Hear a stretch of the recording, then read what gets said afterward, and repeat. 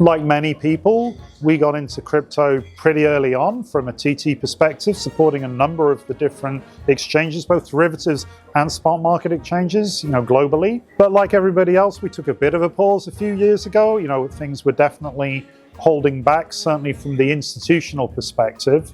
But as we come into this year with a new administration in the United States in particular, we're seeing an increased appetite for trading on the institutional side, both in the spot and the regulated derivatives crypto side of things. With some of the volatility in dollar and some of the things that are going on just overall with the bond market, that a number of people who might traditionally have just been looking at what used to be considered the safe haven of the US dollar and the US Treasury are also dipping a toe into that crypto market.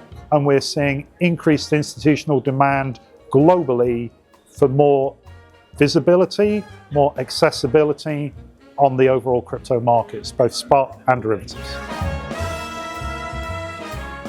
What were the takeaways from the trading technology panel? There was a lot of talk about how technology change can help what we're trying to do in the industry. And in particular, I think talking about cloud infrastructure, talking about artificial intelligence, how these things that could be seen as challenges are also opportunities for how we as an industry can have more trading on futures and options, which we strongly believe is a good way to be going.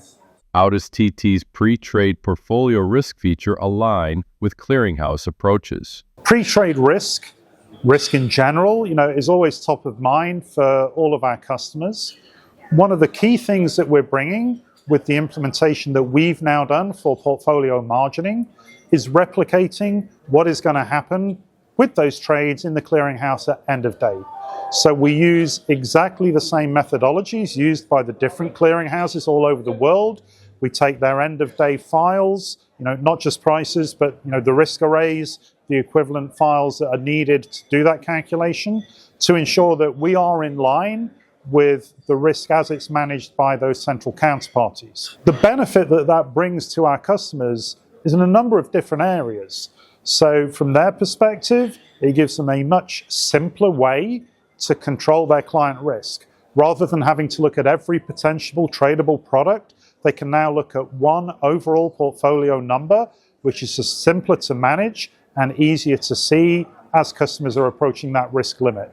And the same is true, by the way, for the end customers themselves. They're going to get the benefit of seeing what their buying power is on our platform, knowing before they put a trade into the market, is that actually going to be reducing or is that going to be increasing, my potential margin exposure?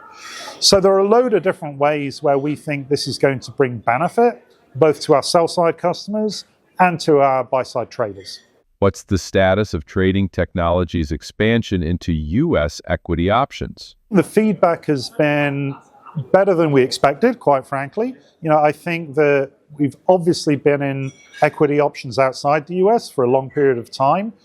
They trade alongside the futures options on many of those markets, so it's been a natural home for us to be trading that as well. But there have been historical barriers to entry, getting into that US equity options market with the different regulation. We probably had expected, some market participants to really pick up on it, and quite frankly thought that others were going to see it as a difficult offering to put on the TT platform. But we've been surprised by the number of sell-side firms who have jumped on that and are really wanting to put that liquidity out to players across the globe. So there is definitely buy-side demand, which is what put us on the platform in the first place. But we've been very pleased by the number of sell-side firms who are really wanting to pick that up and offer it out to their end customers.